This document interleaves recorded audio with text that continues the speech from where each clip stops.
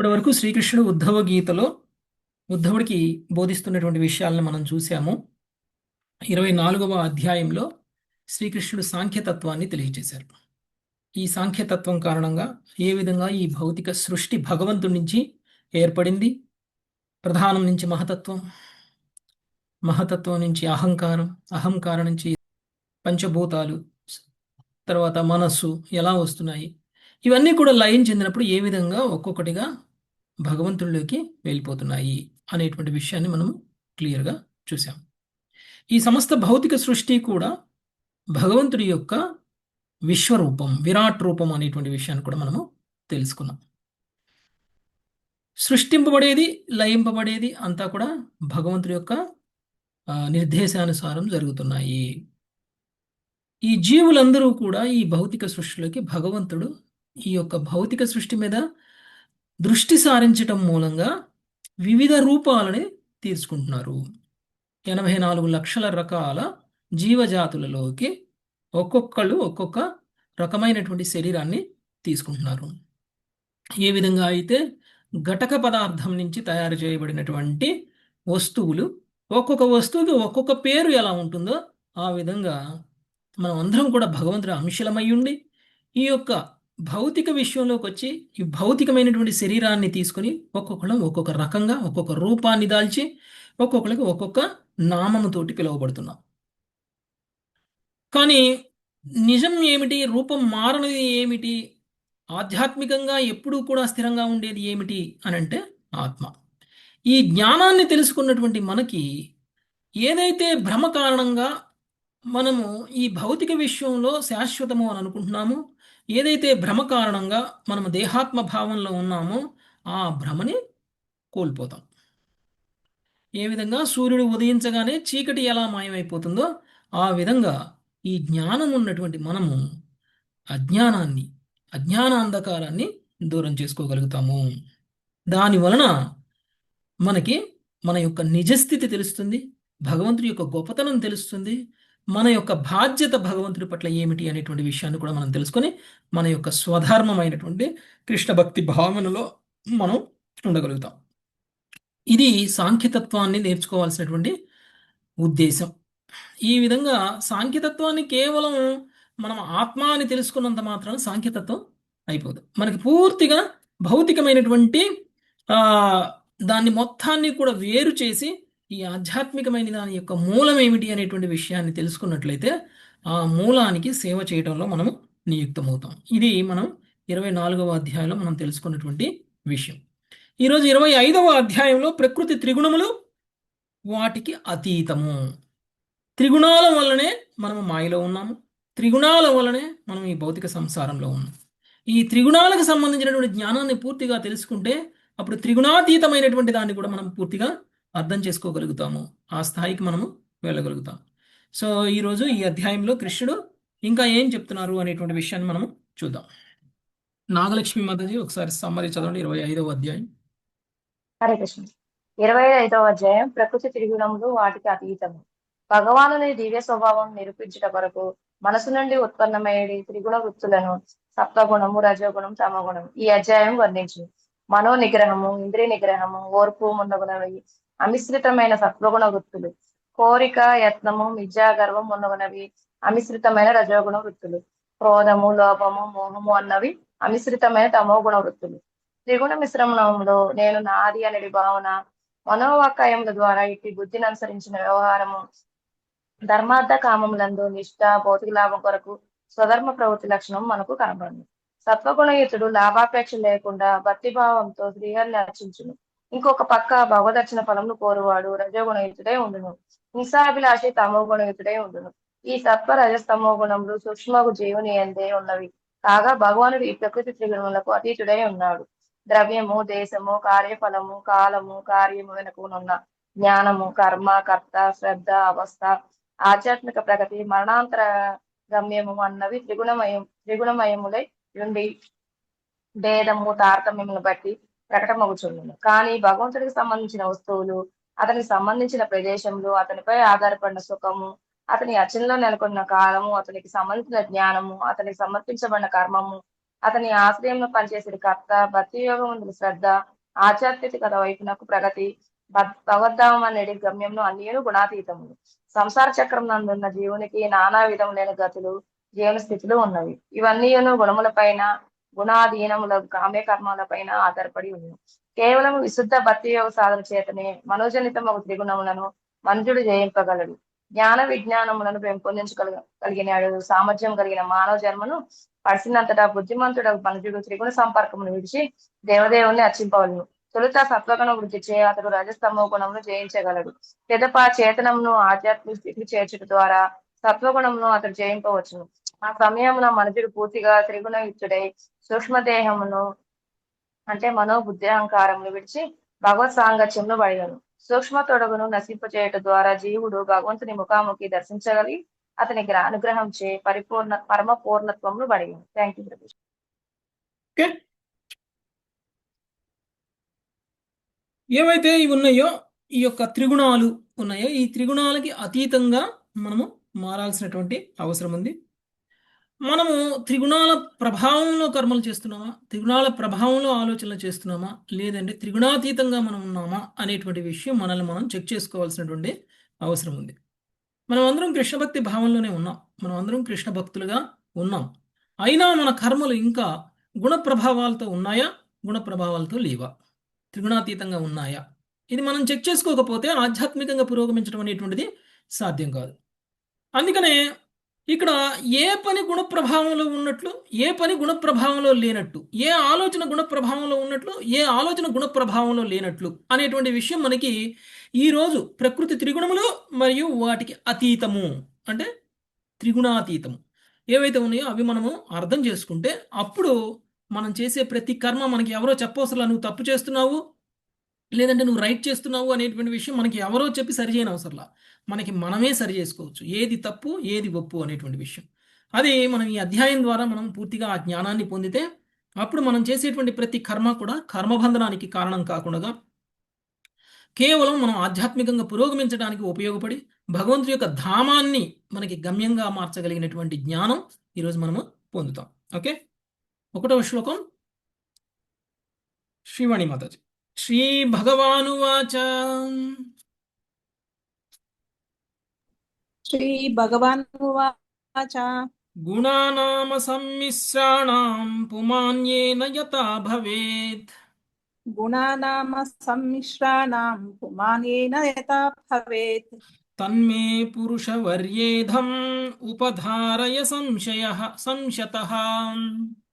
తన్మే పురుషవర్యేదం అపర అదేంటి చెప్పు ఉపధారయ సంశతః. తన్మే పురుషవర్యేధం ఉపధారయ సంశతః. తన్మే పురుషవర్యేదం ఉపధారయ సంశతః. భగవానుడు పలికెను, ఓ పురుష శ్రేష్ఠుడా, గుణ సాంగత్యముచే జీవుడు ఒక ప్రత్యేక స్వభావమును పొందడి విధమును నీకు ఇప్పుడు వివరించెదను వినుము. భాష్యము. అన్యమైన దానితో కలవని దానిని అసమ్మిశ్ర అను పదము సూచించును. త్రిగుణములు సత్వగుణము, రజోగుణము, తమో గుణము విడివిడిగా వర్తించును. బద్ధ జీవుడు ఒకానొక అవస్థను కలిగి ఉండునట్లు చేసేటి విధము శ్రీకృష్ణ భగవానుడు ఇప్పుడు వివరించును. కృష్ణాంశ అయినందున జీవుడు చర్మముగా గుణాతీతుడే కాని బద్ధ జీవన స్థితిలో అతడు లౌకిక గుణములను ప్రకటించును. ఇది రాబో శ్లోకములలో వర్ణించబడినది. సో శ్రీకృష్ణుడు ఇప్పుడు చెప్తున్నారు ఏమని అనంటే, గుణ సాంగత్యంచే ఒక జీవుడు ప్రత్యేకమైనటువంటి స్వభావాన్ని పొందేటువంటి విధానాన్ని నేను నీకు తెలియచేస్తాను అనేటువంటి విషయాన్ని చెప్తున్నారు. ఇప్పుడు మనకి ఇంతకు ముందు చెప్పినట్లు మనకి 3 గుణాల యొక్క ప్రభావం మన మీద ఉంది. అంటే కొంతమంది సత్వగుణ ప్రభావంలో, కొంతమంది రజోగుణ ప్రభావంలో, కొంతమంది తమో గుణ ప్రభావంలో ఉన్నారనుకుందాం. మొత్తం ఎంతమంది, ఎన్ని రకాలుగా జీవులు ఉండాలి? 3 రకాలే ఉండాలి, కానీ మిశ్రితాలుగా ఉంటున్నారు చాలా మంది. మనము 3 రకాలుగానే ఉండాలి, కానీ అలా ఉంటున్నావా? ఏ ఇద్దరిని తీసుకున్నా ఒక రకంగా ఉండరు, ఏ ముగ్గురిని తీసుకున్నా కానీ ఒక రకంగా ఉండరు. ఇక్కడ మన దగ్గర ఉన్నటువంటి 50 మందిలో 50 మంది 50 రకాలుగా ఉంటారు. మరి 50 మంది మీద సత్వగుణ ప్రభావమే ఉంది అని అనుకుందాం, రజోగుణ తమో గుణ ప్రభావాలు లేవనుకుందాం, అందరూ ఒకలాగా ఎందుకు ఉండట్లేదు? ఇది మిశ్రితంగా ఉంటున్నారు, విస్తృతంగా ఉంటుంది కాబట్టి. ఓకే, సో ఇది మనకి ఈ రోజు మనకి కృష్ణుడు తెలియజేయబోతున్నాడు. 3 గుణాలు అంటే శుద్ధ సత్వగుణం, శుద్ధ రజోగుణం, శుద్ధ తమో గుణంలో మనం లేము. మనము మిశ్రితమైనటువంటి గుణాలలో ఉన్నాం. అందుకనే మనుషులు 4 లక్షల రకాలుగా ఉన్నారు. కలర్స్ తీసుకుంటే మనము 3 ప్రైమరీ కలర్స్ ఉంటాయి. ప్రాథమికంగా 3 రంగుల్ని కలిపితే అనేక రంగులుగా మార్చచ్చు. ఎలా? ఉమ్, ఏమేమి 3 ప్రాథమికమైనటువంటి 3 రంగులు ఏమిటి? ఎల్లో, తెలుపు, గ్రీన్, ఎరుపు, ఎరుపు, నలుపు, పసుపు, రెడ్, ఆకుపచ్చ, red, red, green, yellow, white, blue, blue. Blue. Okay. నీలం, నీలం అంటారు. Red, green, blue. ఈ 3 రంగుల్ని కలిపే విధానంతో అనేక రంగులు తయారు చేయొచ్చు. చెప్పలేనన్ని రంగులు తయారు చేయవచ్చు. ఓకే. సో అలానే సత్వ రజస్ తమో గుణాలు 3 శుద్ధ స్థితిలో ఉన్నప్పుడు రెడ్, గ్రీన్, బ్లూ లాగా అనమాట. ఓకే. సో రెడ్ వచ్చేసి రజోగుణం, గ్రీన్ వచ్చేసి సత్వగుణం, బ్లూ వచ్చేసి తమో గుణం. ఒకవేళ ఇండికేషన్గా తీసుకున్నట్లయితే ఈ మూడిటి యొక్క కలయిక ఎలా ఉంది, మిశ్రమం ఎలా ఉంది అనేటువంటి దాని మీద మన యొక్క స్వభావము అనేటువంటిది ఆధారపడి ఉంటుంది. మన స్వభావము ఆ విధంగా ఉంటుంది. కాబట్టి కృష్ణాంశుడైనటువంటి జీవుడు, కృష్ణుడి యొక్క అంశ అయినటువంటి జీవుడు గుణాతీతుడు అవడము అనేటువంటిది చాలా చాలా ఇంపార్టెంట్. అంటే మనం తమో గుణాన్ని జయించాలి, రజోగుణాన్ని జయించాలి, సత్వగుణాన్ని కూడా జయించాలి. ఏదో ఒక గుణాన్ని జయించేస్తే నేనేదో సాధించినట్లు అని అనుకోకూడదు. తమో గుణాన్ని, రజోగుణాన్ని జయించగలిగినటువంటి వ్యక్తి సత్వగుణాన్ని కూడా జయించడం ఈజీ అవుతుంది. అదేంటంటే అందరం సత్వగుణంలో ఉండాలి కదా, సత్వగుణాన్ని జయించడం ఏంటి అని అనొచ్చు. సత్వగుణం కూడా మనల్ని బంధిస్తుంది. గుణాతీతులం అయితే తప్ప మనకి ముక్తి అనేటువంటిది రాదు. సత్వగుణంలో ఉన్నటువంటి వాళ్ళు ఏం గొప్పవాళ్ళు కాదు. కాకపోతే రజోగుణ తమో గుణాలలో ఉన్నటువంటి వాళ్ళకంటే గొప్పవాళ్ళు. సత్వగుణంలో ఉన్నటువంటి వ్యక్తి బ్రాహ్మణుడై ఉంటాడు. సత్వగుణాన్ని కూడా జయించినటువంటి వ్యక్తి వైష్ణవుడు. ఓకే, అది బ్రాహ్మణుడికి వైష్ణవుడికి మధ్య ఉన్నటువంటి తేడా. సో ఎవరైతే సత్వగుణ స్థాయికి వస్తారో వాళ్ళే గుణాతీతమైనటువంటి స్థాయికి వెళ్ళేటువంటి అవకాశం ఉంటుంది. అంటే మనందరికీ కూడా గుణాతీతం అవడానికి సత్వగుణంలో రావాల్సినటువంటి అవసరం చాలా ఉంది. అంటే బ్రాహ్మణ స్థితికి రావాలి మనం అందరం. గాలిలో ఒక ఫ్లైట్ ఎగరాలి అని అంటే రన్వే మీద నిలబడాలి. రన్వే మీద లేకుండానే నేను ఫ్లైట్ ఎగిరిద్ది అంటే సాధ్యమైద్దా? ఫ్లైట్ రన్వే మీద కొద్దిసేపు నడవకుండగా గాలిలో ఎగురుతుందా? ఎగరదు. అలానే మనం కూడా గుణాతీతం అవ్వాలి అని అంటే రన్వే సత్వగుణం. సత్వగుణంలోకి వస్తే అప్పుడు మనం పైకి ఎగరగలం. ఓకే, గుణాతీతం అవ్వగలం. కాబట్టి మనందరం కూడా రజోగుణ తమో గుణాలను జయించటము అనేటువంటిది చాలా చాలా ముఖ్యం. భాగవతం వింటున్నాము, భగవద్గీత వింటున్నాము, శ్రవణం కీర్తనం చేస్తున్నాము, జపం చేస్తున్నాము అంటే ఆల్రెడీ మనలో ఉన్నటువంటి రజోగుణ తమోగుణ ప్రభావాలు ఆల్మోస్ట్ తగ్గిపోయాయి అనే అర్థం. శ్రవణ కీర్తనాల మీద ఇంట్రెస్ట్ కేవలం సత్వగుణంలో ఉన్నటువంటి వాళ్ళకి మాత్రమే వస్తుంది. రజోగుణం తమో గుణాల మీద ఉన్నటువంటి వాళ్ళకి శ్రవణ కీర్తనాల మీద ఇంట్రెస్ట్ ఉండదు. చేసినా అది ఏదో నామమాత్రంగా చేస్తారు, మొక్కుబడిగా, భయంతో. అమ్మో ఇది వినకపోతే కృష్ణుడు నన్ను శిక్షిస్తాడేమో అనే భయం, ఇది వినకపోతే ఏమవుతుందో అని భయం. అలాంటి ఏం కావు. మీరు వినకపోయినా కానీ మీరు హ్యాపీగా ఉండొచ్చు. కానీ భయంతోటో లేకపోతే అందరూ చేస్తున్నారు కాబట్టి చేస్తున్నాం అనేటువంటి భావనలో కాకుండా శ్రవణం మీద, కీర్తనం మీద మనకి ఇంట్రెస్ట్ తోటి, మనకి సహజంగా మనకు ఆ ఇంట్రెస్ట్ కలుగుతుంది అని అంటే మనం అందరం కూడా సత్వగుణ స్థితిలో ఉన్నాం కాబట్టి అదన్నీ కూడా సాధ్యమవుతుంది. ఓకే, అంటే రజోగుణ తమోగుణ ప్రభావాల నుంచి బయటికి రావడం. మీరు ఒక్కసారి ఈ కృష్ణ చైతన్యంలోకి అడుగు పెట్టారు అంటే మీరు సత్వగుణంలో ఉన్నట్లే ఆల్రెడీ. ఎందుకంటే మన యొక్క అలవాట్లన్నీ మారిపోతాయి. ఇంతకు ముందులో మనం ఉండవు. మన ఆహార పదార్థాలు, మనం నిద్రించేటువంటిది, మనం నిద్రించే సమయం, లేచే సమయం, మనం చేసేటువంటి సాధన, మన ఆలోచనలు, మనం చేసే పనులు అన్నీ కూడా ప్యూరిఫై అయిపోతూ ఉన్నాయి. ఈ విధంగా కొంతకాలం మనం కనుక సాధన చేసినట్లయితే ఆటోమేటిక్గా మనం ఏ కష్టం పడకుండా విశుద్ధ సత్వగుణం అంటే గుణాతీత స్థాయికి మనము వెళ్ళగలుగుతాము. ఓకే,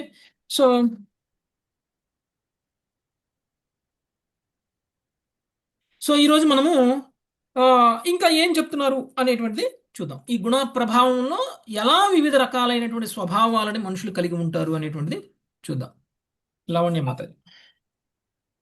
శమోధమస్తి తిక్షేక్షా తపః సత్యం దయా స్మృతి శమోదమస్థితిక్షేక్షా తపః సత్యం దయా స్మృతి తుష్టిత్యాగో స్పృహా శ్రద్ధా హ్రీర్ధయాది స్వనివృత్తి తుష్టిస్త్యాగో స్పృహ శ్రద్ధా హృదయాది స్వనిర్వృతి తుష్టిస్త్యాగో స్పృహా శ్రద్ధా హ్రీర్ధయాది స్వనివృత్తి తుష్టిస్త్యాగో స్పృహ శ్రద్ధా హృదయాది స్వనిర్వృతి కామైహ మదస్తృష్టా స్తంభ ఆసీర్భిదా సుఖం కామైహ మదస్పృష్టా స్తంభ ఆశీర్భిదా సుఖం మదోత్సాహో యశ ప్రీతిర్హాస్యం వీర్యం బలోద్యమః మదోత్సాహో యశః ప్రీతి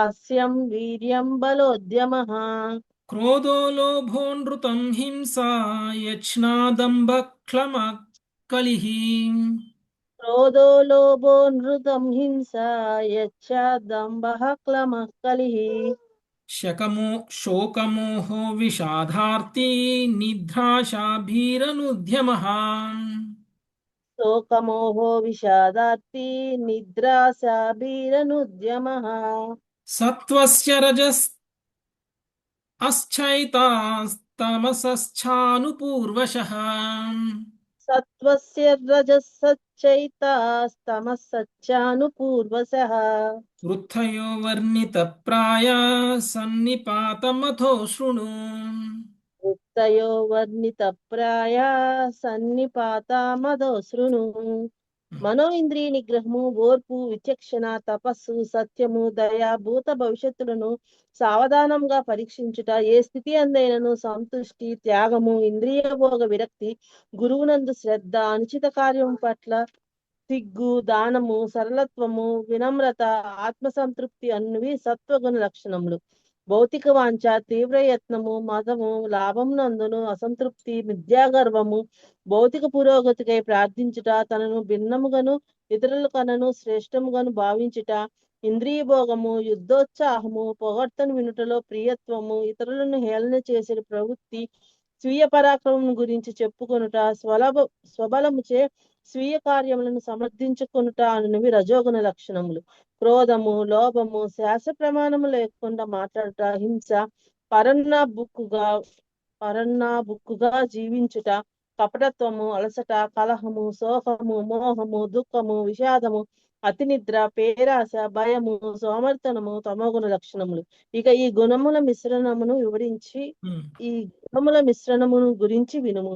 హరే కృష్ణ ప్రభుజీ, సో ధన్యవాదాలు. ఇప్పుడు మనకి సత్వగుణంలో ఉన్నటువంటి వాళ్ళు ఎలా ఉంటారు, రజోగుణంలో ఉన్నటువంటి వాళ్ళు ఎలా ఉంటారు, తమో గుణంలో ఉన్నటువంటి వాళ్ళు ఎలా ఉంటారు అనేటువంటి విషయాన్ని ఒక్క శ్లోకం ఈ 2 నుంచి 5 వరకు ఉన్నటువంటి శ్లోకాల్లో వివరించేశారు. ఇది విన్నటువంటి మనకి అర్థమైపోతుంది మనం ఏ గుణంలో ఉన్నాము అని. కొన్నిసార్లు మనకు అనిపిస్తుంది సత్వగుణంలో చెప్పినటువంటి లక్షణాలు మనకున్నాయి, రజోగుణంలో చెప్పినటువంటి లక్షణాలు మనకున్నాయి, తమో గుణంలో చెప్పినటువంటి లక్షణాలు కూడా కొన్ని మనకున్నాయి అని అనిపిస్తుంది.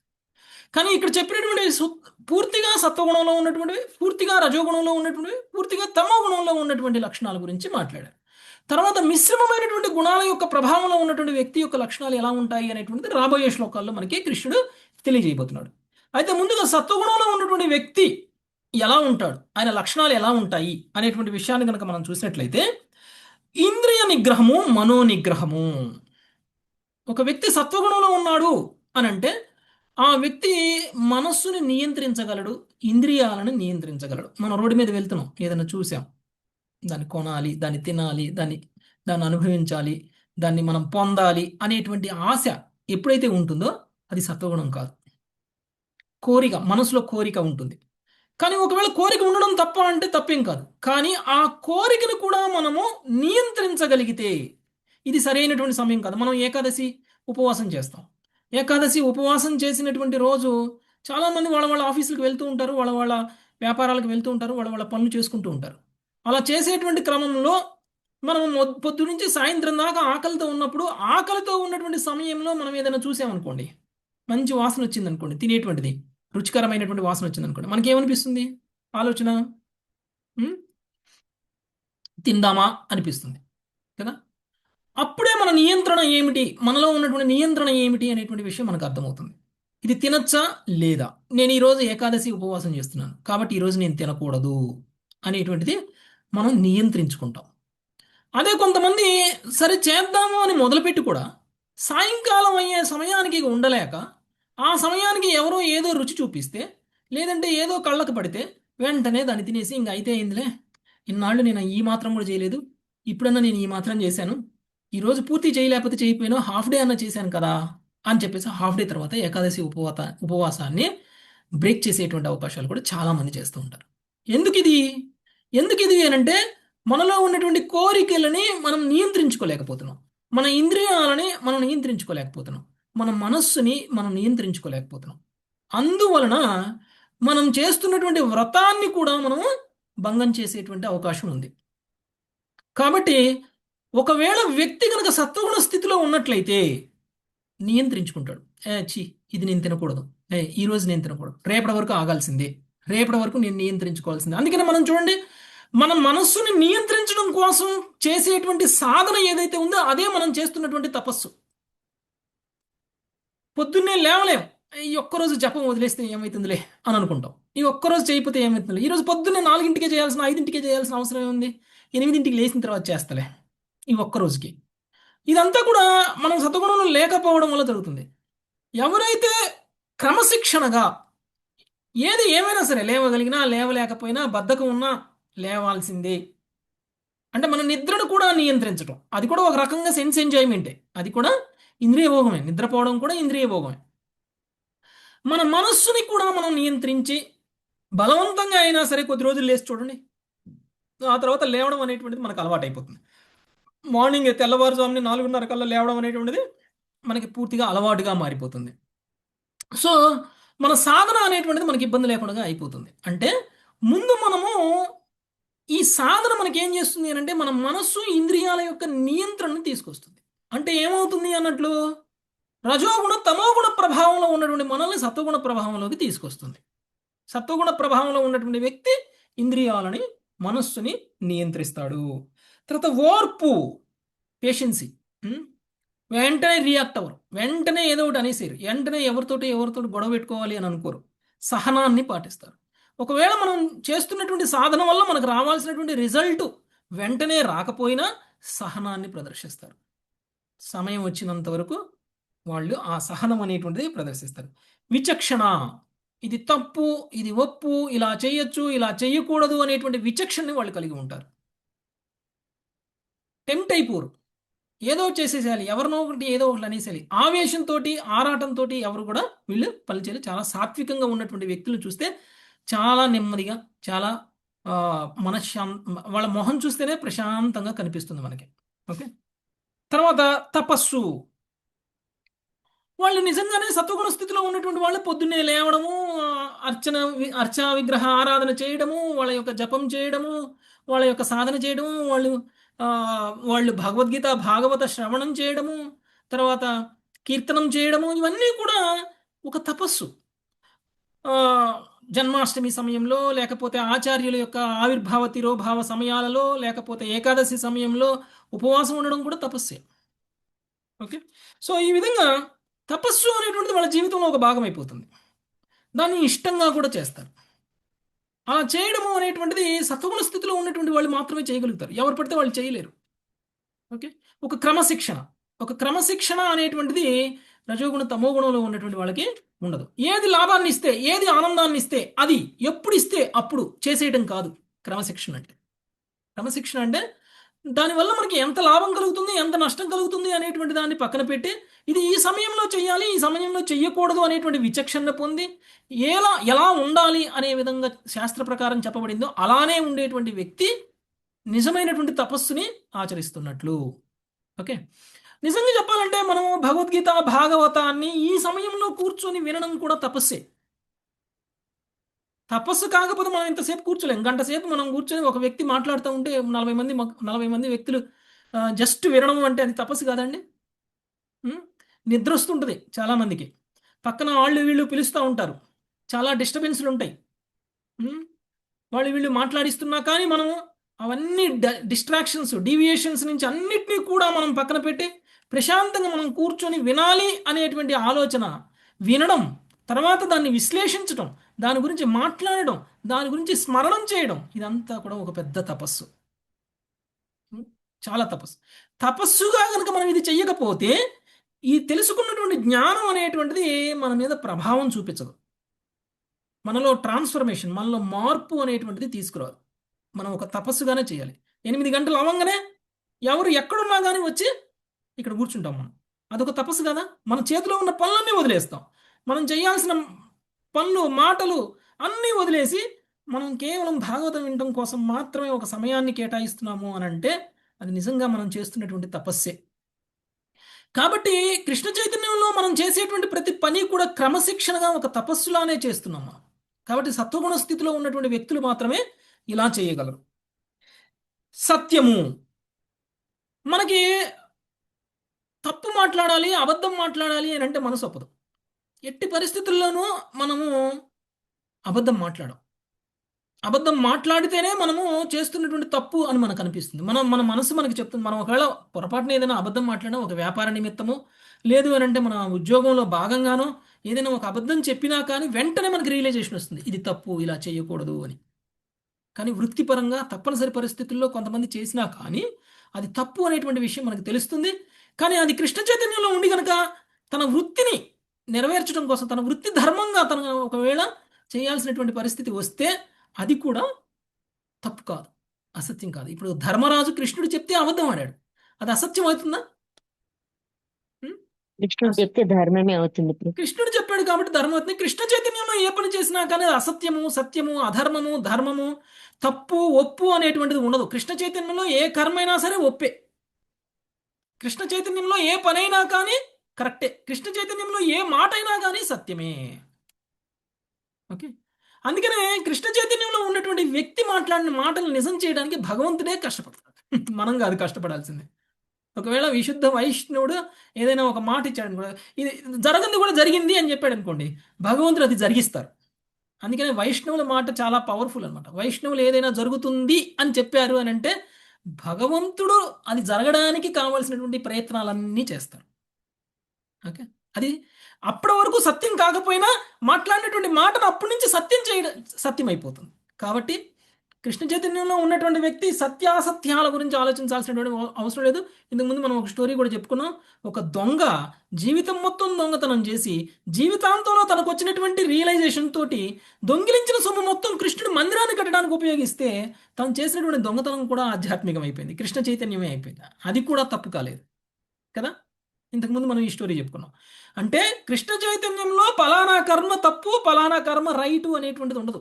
పలానా మాట సత్యం, పలానా మాట అసత్యం అనేటువంటిది ఉండదు. కృష్ణ చైతన్యంలో ఏదైనా సత్యమే. ఎందుకు అంటే అది మన స్వార్థ ప్రయోజనాల కోసం చెయ్యం, అది కేవలం కృష్ణుడిని ప్రసన్నం చేయడం కోసం మాత్రమే చేస్తాం. కాబట్టి ఓకే, సమస్తం కృష్ణుడికి సమర్పించినప్పుడు అది పాపం అనేటువంటిది ఇక మనకు ఉండదు. అందుకని కృష్ణుడు మనకు భగవద్గీతలో చెప్తారు, ఏదైతే నువ్వు అర్పించవో మనసా వాచా కర్మణ, అర్పించకుండా చేస్తావో అది మీకు పాపం అవుతుంది. ఏదైతే అర్పిస్తావో అది పాపం అవ్వదు. అందుకనే భగవంతుడు మనం తినేటువంటి తిండిని కూడా అర్పించి తినండి, లేకపోతే అది మీరు పాపాన్ని భుజించినట్లు అవుతుంది అనేటువంటి విషయాన్ని మనకి తెలియజేస్తున్నారు. కృష్ణ చైతన్యంలో లేనటువంటి వ్యక్తులు, సత్వగుణ ప్రభావంలో ఉన్నటువంటి బ్రాహ్మణులు సహజంగా వాళ్ళు అబద్ధం ఆడరు. ఓకే, సహజంగా వాళ్ళు అబద్ధం ఆడడానికి ఇష్టపడరు, సత్యాన్ని మాత్రమే మాట్లాడతారు. దయ, దయ కలిగినటువంటి వ్యక్తి హింస అనేటువంటి దాన్ని ప్రేరేపించడం. ఒక జంతువుని చంపడం దయ లేనటువంటి వ్యక్తి మాత్రమే చేస్తాడు. దయ కలిగినటువంటి వ్యక్తి ఒక జీవిని చంపరు. అందుకనే మనము సాధ్యమైనంత తక్కువగా ఇతర జీవులకి నష్టం కలిగేలా, మరణం కలగకుండా ఉండేలా చూసుకుంటూ మన యొక్క జీవనాన్ని మనము గడుపుతూ ఉంటాం. ఇంకా మీరు కొంతమందిని చూస్తే వాళ్ళు కనీసంగా వాళ్ళు భూమిలో పండేటువంటివి అంటే బంగాళాదుంప, కందలు, ఇలాంటివన్నీ మూలాలు, ఇవి ఏవైతే ఉంటాయో వీటిని కూడా తినరు వాళ్ళు. ఎందుకంటే ఒక బంగాళాదుంపను ఎన్ని ముక్కలు చేస్తే అన్ని చెట్లు వస్తాయి.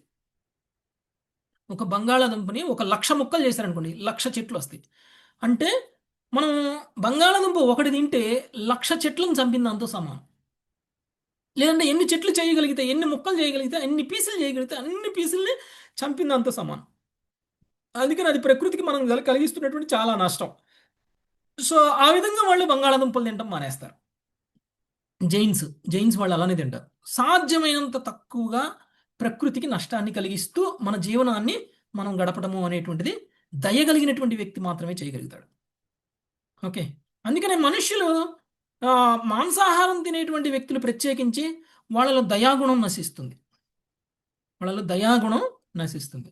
అంటే మనం ఒకవేళ సత్వగుణ స్థితిలో ఉన్నామా లేవా అని అంటే, మనలో దయాగుణం ఉన్నప్పుడు మనం సత్వగుణ స్థితిలో ఉన్నట్లు, దయాగుణంలో లేకపోతే సత్వగుణ స్థితిలో లేనట్లే. ఓకే, ఇంకా నాకు అది తినాలనిపిస్తుంది, అంటే మాంసం తినాలనిపిస్తుంది అనేటువంటి ఆలోచనలు తింటున్నటువంటి వాళ్ళు సత్వగుణ స్థితికి రావాలి అని అంటే దాన్ని వదిలిపెట్టాలి. ఓకే, అందుకని మనము మన ఆహారంలో ఉల్లిపాయ ఎల్లిపాయ కూడా ఎందుకు తినము? ఎందుకంటే ఏమైంది, ఉల్లిపాయ ఎల్లిపాయ వెజిటేరియనే కదా. ఉల్లిపాయ ఎల్లిపాయ అనేటువంటిది తినడం వలన ఆరోగ్యంగా కూడా మంచిదే కదా. మరి ఎందుకు మనం అది తినకూడదు అని అంటే, అది సత్వగుణయుతమైనటువంటి ఆహారం కాదు, అది తమోగుణయుతమైనటువంటి ఆహారం. మనం ఏమి ఆహారం తింటామో మన మీద గుణ ప్రభావం కూడా అదే ఉంటుంది. మనం అందరం సత్వగుణాన్ని కూడా జయించాలి అని అనుకున్నటువంటి వాళ్ళం ఉల్లిపాయ ఎల్లిపాయ తింటే మనం ఏ విధంగా సత్వగుణంలోకైనా రాగలుగుతాము? ఆధ్యాత్మికంగా పురోగమించాలి అనుకునేటువంటి వ్యక్తి ఈ ఆనియన్ గార్లిక్ అనేటువంటి దాన్ని పూర్తిగా మానేయాలి. ఎంతకాలం మనం ఆనియన్ గార్లిక్ తింటామో మన ఆలోచనలు కృష్ణ చైతన్యంలోకి రావు. మన ఆలోచనలు మన మన మన మన చైతన్యము అనేటువంటిది శుద్ధి అవ్వదు. మన చైతన్యం అనేటువంటిది సత్వగుణ స్థితికి రాదు, రజోగుణ తమోగుణాల్లోనే ఉంటుంది. ఎందుకంటే ఆ ఆహారము రజోగుణ తమోగుణయుతమైనటువంటి ఆహారంగా పరిగణించబడుతుంది కాబట్టి. ఓకే, సో అందుకనే మనం తీసుకునేటువంటి ఆహార పదార్థాలు అనేటువంటివి మన స్వభావాన్ని నిర్ణయిస్తాయి. అందుకనే మనం సాత్వికమైనటువంటి ఆహారాన్ని తీసుకుంటే మనలో దయాగుణం అనేటువంటిది పెరుగుతుంది. కొంతకాలం మీరు ఇష్టం ఉన్నా సరే ఇష్టం లేకపోయినా సరే కేవలం సాత్వికమైనటువంటి ఆహారాన్ని తినడానికే మనం గనక ప్రయత్నం చేసినట్లయితే కొంతకాలం తర్వాత అలాంటి ఆహార పదార్థాలు దగ్గరికి తీసుకొచ్చినా కానీ నచ్చవు మనకి. ఎవరైనా సరే తిన్నవాళ్ళు మన దగ్గరకు వచ్చినా కానీ మనం వాళ్ళ పక్కన కూర్చోవడానికి, వాళ్ళతో మాట్లాడటానికి కూడా మనకి ఇష్టపడదు. ఒక వ్యక్తి ఒక రూమ్లో ఒక 10 నిమిషాలు కూర్చొని బయటికి వెళ్తే, మనం ఆ రూమ్లోకి వెళ్తే ఆ రూమ్లో స్మెల్ కూడా మనకు నచ్చదు. ఆ స్థాయిలో మనకి ఆ సత్వగుణయుతం కానటువంటి ఆహార పదార్థాల యొక్క డిఫరెన్స్ మనకి క్లియర్గా అర్థమైపోతుంది. కాబట్టి మనం అందరం కూడా ముందు సాత్వికమైనటువంటి ఆహారాన్ని తిన్నప్పుడు మాత్రమే మనలో ఉన్నటువంటి దయాగుణం అనేటువంటిది పెరుగుతుంది. భూత భవిష్యత్తులను సావధానంగా పరీక్షించుట. మనకేంటంటే మనకు ఉన్నటువంటి ప్రాబ్లం వల్ల ఏంటంటే భూతకాలం అంటే జరిగినటువంటి విషయాలు మనల్ని ప్రభావం చేస్తాయి, జరగబోయేటువంటి విషయాలు కూడా మనల్ని ప్రభావం చేస్తాయి. జరిగిన విషయాలను పట్టుకొని మనం కూర్చొని ఏడుస్తూ ఉంటాం, జరగబోయేటువంటి విషయాలను కూడా ముందుగానే ఊహించుకొని మనం ఏడుస్తూ ఉంటాం. మనం సక్రమంగా సంతోషంగా ఉండలేకపోవడానికి కారణమే ఈ రెండు. మనం ప్రస్తుతంలో బ్రతికితే భూతకాలంలో లేకపోతే భవిష్యత్ కాలంలో బతుకుతాం. వర్తమాన కాలంలో ఉన్నటువంటి వ్యక్తి ప్రశాంతంగా ఉంటాడు.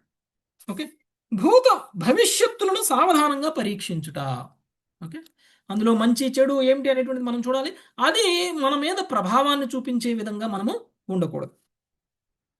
మనం చేయాల్సినటువంటి పని కరెక్ట్గా చేస్తే రిజల్ట్ని కనుక మనం ఆశించకుండా, రిజల్ట్ ఎలా వస్తుంది, జరిగిన పనికి భగవంతుడే కారణం, భగవంతుడు అలా రాసి పెట్టుకున్నాడు కానీ అలా జరిగింది, దాని ప్రభావం మనం చేయాల్సినటువంటి పని మీద లేకుండా చూసుకోగలగాలి. మనం చేయాల్సినటువంటి ధర్మాన్ని కరెక్ట్గా నిర్వర్తిస్తూ భవిష్యత్తులో రాబోయేటువంటి పరిణామాల గురించి ఆలోచించకుండా కనుక మనం కరెక్ట్గా పనులు చేసినట్లయితే మనము భూత భవిష్యత్ కాలాలని సావధానంగా పరీక్షిస్తూ మనం మన యొక్క వర్తమానాన్ని గడుపుతున్నట్లు అవుతుంది కదా. మనం చేసే ప్రతి పని ఏమవుతుందో, ఎలా ఉంటుందో, సక్సెస్ అవుతుందో, సక్సెస్ కాదో, ఫెయిల్ అవుతుందేమో, ఫెయిల్ అయితే ఏంటి, సక్సెస్ అయితే ఏంటి అని ఆలోచిస్తాం. కానీ మనం చేస్తున్నటువంటి పని ఇప్పుడు సరి అయిన పనా కాదా, ధర్మం ప్రకారంగా చేస్తున్నామా లేదా, ఇలా చెయ్యొచ్చా లేదా, ఇంతవరకు మాత్రం మనం ఆలోచించాం. దాని యొక్క పరిణామాలను ముందే ఊహించి చెయ్యాలా లేదా అనేటువంటిది నిర్ణయించి ఆ పరిణామం మనం ఒకవేళ 1% అయినా సరే నెగిటివ్ ఉంటుంది అని తెలిస్తే చేసేటువంటి ధర్మాన్ని కూడా వదిలేసేటువంటి వ్యక్తులు నిజంగా సత్వగుణంలో ఉన్నటువంటి వాళ్ళు కాదు. ఓకే, కాబట్టి సత్వగుణంలో ఉన్నటువంటి వ్యక్తి శాస్త్రానుసారం వచ్చేటువంటి రిజల్ట్ ఎలా ఉన్నా సరే మనం చేయాల్సినటువంటి పని కరెక్ట్గానే చేయాలి అని అనుకుంటాడు. ఏ స్థితి ఎందైనను సంతుష్టి, త్యాగము, ఇంద్రియ భోగ విరక్తి, గురువుల యందు శ్రద్ధ, అనుచిత కార్యముల పట్ల సిగ్గు, దానము, సరళత్వము, వినమ్రత, అసంతృప్తి, ఆత్మసంతృప్తి, అనుచిత అనునవి సత్వగుణ లక్షణములు. ఓకే, సో ఎలాంటి పరిస్థితుల్లో అయినా సరే, అంటే నష్టం కలిగినా లాభం కలిగినా కానీ దాని యొక్క ప్రభావం మన మీద లేకుండా మనం సంతుష్టిగానే ఉంటాం. ఓకే, ఈ ఈ వ్యాపారం చేయకముందు, ఈ ఉద్యోగం చేయకముందు కూడా మనం హ్యాపీగానే ఉన్నాము. ఈ ఉద్యోగం పోతే ఎంత, ఉంటే ఎంత అనేటువంటి భావంలో ఉండాలి. ఈ వ్యాపారంలో వచ్చే నష్టం వస్తే ఎంత, రాకపోతే ఎంత, అంటే ముందు మనము ప్రశాంతత అనేటువంటిది మనలో అలవాటు చేసుకోవాలి. ఓకే, మనం చేస్తున్నటువంటి పని వలన కలిగేటువంటి పరిణామాలు మనల్ని ప్రభావం చూపించకుండా చూసుకోవాలి. సంతుష్టిగా ఉండాలి. ఓకే, భగవంతుడు ఇచ్చినటువంటి దాంతో సంతృష్టి చెందాలి. ఇంకా నాకు కావాలి, ఇంకా నాకు కావాలి, ఇంకా నాకు కావాలి అనేటువంటి అత్యాశ ఏదైతే ఉంటుందో దానివల్ల మనం ఏం పొందినా కానీ సంతృష్టి అనేటువంటిది ఉండదు. అదే మనకి ఏదొస్తే అది వస్తుంది, ఎలా ఉంటే అలా ఉంటుంది. భగవంతుడు ఏది రాసి ఉంచితే మన జీవితంలో అది మనకు దక్కుతుంది. భగవంతుడి యొక్క కృపా కరుణ లేని మనకి ఏది దొరకదు. మనం చేయాల్సిందల్లా ఏంటి? మనం చేయాల్సిందల్లా కేవలం శ్రమ, కేవలం శ్రమ. భగవంతుడి మీద ఆధారపడి మనం శ్రమ చేయాలి. ఆ తర్వాత వచ్చేటువంటి రిజల్ట్ వస్తుందా రావట్లేదా అనేటువంటి పరిణామాలు మన యొక్క చైతన్యాన్ని మార్చకుండా ఉండగలిగితే సంతుష్టిగా ఉండాలి. ఓకే, అది మనం చేయాల్సింది. తర్వాత త్యాగము. నిజమైనటువంటి త్యాగము అంటే మొత్తం వదిలేసి దాన ధర్మాలు చేయడం కాదు. నిజమైనటువంటి త్యాగం అంటే యుక్త వైరాగ్యాన్ని ప్రదర్శించడం, భగవత్ సేవలో మనకున్నటువంటి సమస్తాన్ని ఉపయోగించడం అనేటువంటిది నిజమైనటువంటి త్యాగము. మీకున్నటువంటి సమయాన్ని భగవత్ సేవలో ఉపయోగించండి, మీకున్నటువంటి సామర్థ్యాన్ని భగవత్ సేవలో ఉపయోగించండి, మీకున్నటువంటి ఐశ్వర్యాన్ని భగవత్ సేవలో ఉపయోగించండి, మీకున్నటువంటి శక్తిని భగవత్ సేవలో ఉపయోగించండి. ఓకే, మీకున్నటువంటి తెలివితేటల్ని భగవత్ సేవలో ఉపయోగించండి. అలా చేయగలిగితే అది నిజమైనటువంటి త్యాగం అవుతుంది. ఓకే, భగవంతుడి కోసం చేసేటువంటిది నిజమైనటువంటి త్యాగం. మన పేరు ప్రతిష్టల కోసం చేసేటువంటిది నిజమైనటువంటి త్యాగం కాదు. ఓకే, తర్వాత ఇంద్రియ భోగ విరక్తి అంటే వైరాగ్య స్థితి. ఇంతకుముందు చూస్తే అవంతి బ్రాహ్మణుడు ఇంద్రియ భోగాల్ని నుంచి విరక్తుడయ్యాడు. తన భౌతికమైనటువంటి లౌకికమైనటువంటి సుఖాల నుంచి కూడా విరక్తుడయ్యాడు. తనలో ఆ వైరాగ్యం అనేటువంటిది కలిగినప్పుడు కృష్ణభక్తి భావంలోకి వచ్చాడు. యాక్చువల్గా మనం అలాంటి వైరాగ్యాన్ని ఇప్పుడు మనం పొందడం అనేటువంటిది సాధ్యం కాదు. వైరాగ్యం వచ్చినప్పుడు కృష్ణభక్తిలోకి వస్తా అంటే వైరాగ్యం ఎప్పటికీ రాదు, కృష్ణభక్తిలోకి ఎప్పటికీ రాలేదు. కృష్ణభక్తిలోకి వస్తే వైరాగ్యం వస్తుంది. ఓకే, ఆటోమేటిక్గా వైరాగ్యం వస్తుంది.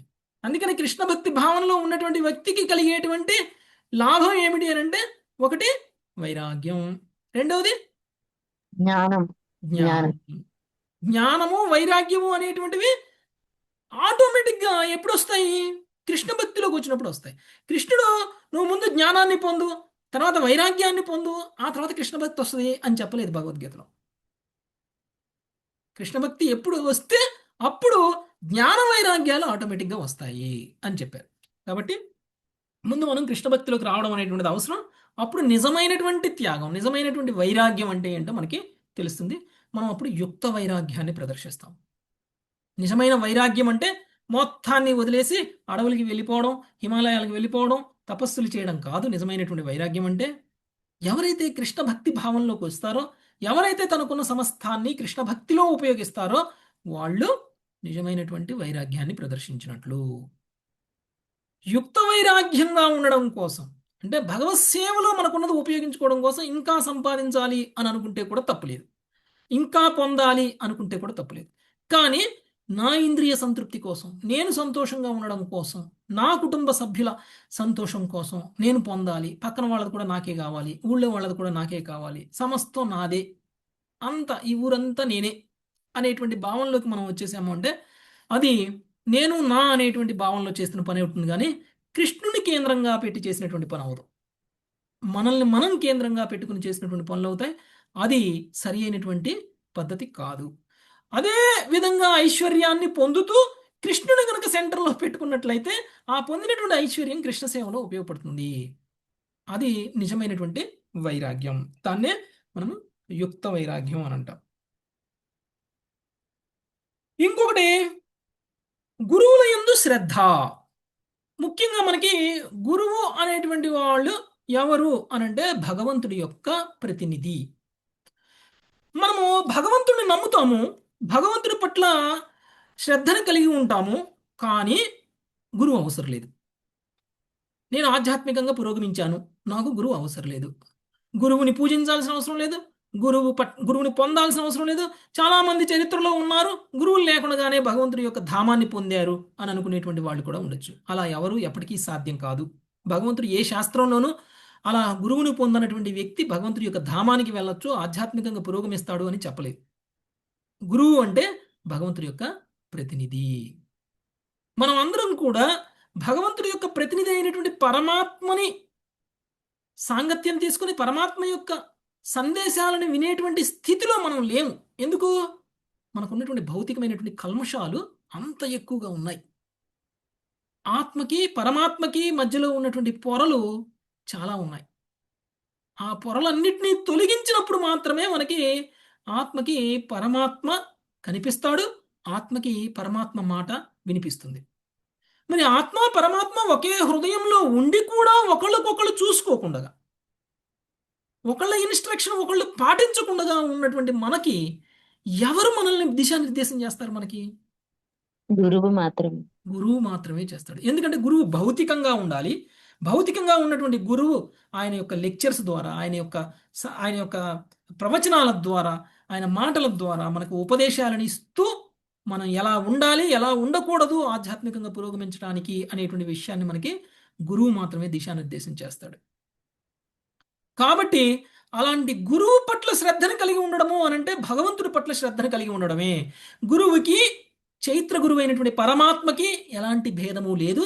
చైత్ర గురువు యొక్క మాటలు కొంతమందికి మాత్రమే వినిపిస్తాయి, అందరికీ వినిపించవు. కాబట్టి స్వయంగా భగవంతుడే గురువుగా ప్రకటమవడం అనేటువంటిది జరుగుతుంది. భగవంతుడే చైత్ర గురువుగా ప్రకటమవడం అంటే పరమాత్మగా ప్రకటమవడం, భగవంతుడే గురువుగా కూడా ప్రకటమవడము అనంటే ఆధ్యాత్మికమైనటువంటి గురువు, మన యొక్క స్పిరిచువల్ మాస్టర్, మన యొక్క గురువు గారు ఆ విధంగా ప్రకటమయ్యారు అనంటే చైత్ర గురువుని మనము దర్శించుకునేటువంటి సామర్థ్యం లేదు కాబట్టి మనకు గురువు అవసరం. ఆ గురువుని మనం పరమాత్మతో సమానంగా, ఆ గురువుని మనం భగవంతుడితో సమానంగా చూస్తూ ఆ విధంగా మనం ఆయన పట్ల శ్రద్ధను కనుక మనం పెంపొందించుకున్నట్లయితే అప్పుడు మనం సత్వగుణంలో ఉన్నట్లు. నాకు గురువు అవసరం లేదు, గురువు ఉన్నా లేకపోయినా నేను భగవద్గీత భాగవతం నా అంతరికి నేను చదువుకోగలను, నా అందరికి నేనే అర్థం చేసుకోగలను, నా అందరికి నేనే పురోగమించగలను, నా అందరికి నేనే కృష్ణుడి మీద ప్రేమను పొందగలను. అసలు కృష్ణుడి మీద మనకు వచ్చేటువంటి భావాలు సరి అయినవా కావా అనేటువంటి విషయం తెలుసుకోవడం కోసమైనా సరే మనకు గురువు కావాలి. మనం చేస్తున్నటువంటి భక్తి రజోగుణయుతమైనదా, తమోగుణయుతమైనదా, సత్వగుణయుతమైనదా అనేటువంటి విషయాన్ని తెలుసుకోవడం కోసం కూడా మనకి గురువు కావాలి. మన భక్తి కరెక్టా కాదా అనేటువంటి విషయం తెలుసుకోవడం కోసం కూడా గురువు కావాలి. గురువు సలహా లేకుండా మనం చేసేటువంటి ప్రతిదీ కూడా సరి అయినదా కాదా అనేటువంటి విషయం కూడా మనకు తెలియదు. మనం అందరం భక్తిలో ఉన్నాము అని అనుకుంటాం, మనం అందరం భక్తిలో చేస్తున్నాము అని అనుకుంటాం. ఇది చెయ్యొచ్చా, ఇది చెయ్యకూడదా, ఇది ఇలా చేయొచ్చా, ఇది ఎలా చేయకూడదా అనేటువంటి విషయం మనకి మన యొక్క దిశానిర్దేశం, మనం సరి అయినటువంటి మార్గంలో మాత్రమే ప్రయాణించే విధంగా, మార్గ మధ్యంలో అనేక అట్రాక్షన్స్ ఉంటాయి, వాటన్నిటి నుంచి మనల్ని ప్రొటెక్ట్ చేస్తూ మనల్ని దగ్గరుండి చేయి పట్టుకుని నడిపించేటువంటి వ్యక్తి మనకి ఆధ్యాత్మికమైనటువంటి గురువు. అలాంటి గురువుని గనక మనం శ్రద్ధతో పూజించకపోతే, శ్రద్ధతో గురువు యొక్క భాషణ వినకపోతే మనకి ఆధ్యాత్మిక పురోగతి అనేటువంటిది ఉండదు. శ్రీల ప్రభుపాదుల వారే లేకపోతే మనకి ఈ శ్లోకం యొక్క సారాంశం ఇంత గొప్పగా ఎట్లా అర్థమవుతుంది? మనకి ఏదో చదువుతాం, ఏదో వింటాం, ఏదో వెళ్ళిపోతాం. మనకు అర్థమవుతుందా? ఇంత డీప్, ఇంత డెప్త్, ఇంత ఫిలాసఫీ మనకి ఎక్కడ అర్థమవుతుంది? మనం చేసేటువంటి భక్తి, కొంతమంది మనం కృష్ణుడు నా కళ్ళలో వచ్చేస్తున్నాడు, కృష్ణుడు నేను కళ్ళు మూసుకుంటే కనపడుతున్నాడు, కళ్ళు తెరిస్తే కనపడుతున్నాడు, నా చీర పట్టుకొని లాగుతున్నాడు, నేను కూర్చుంటే, నేను ఇక్కడ చదువుతుంటే ఇక్కడ పక్కనే కూర్చున్నాడు అనేటువంటి భావాలు కూడా వస్తాయి కొంతమందికి. ఈ భావాలన్నీ సరైనవా, సరైనవి కావా? ఇవన్నీ ఎవరు మనకు తెలియజేస్తారు?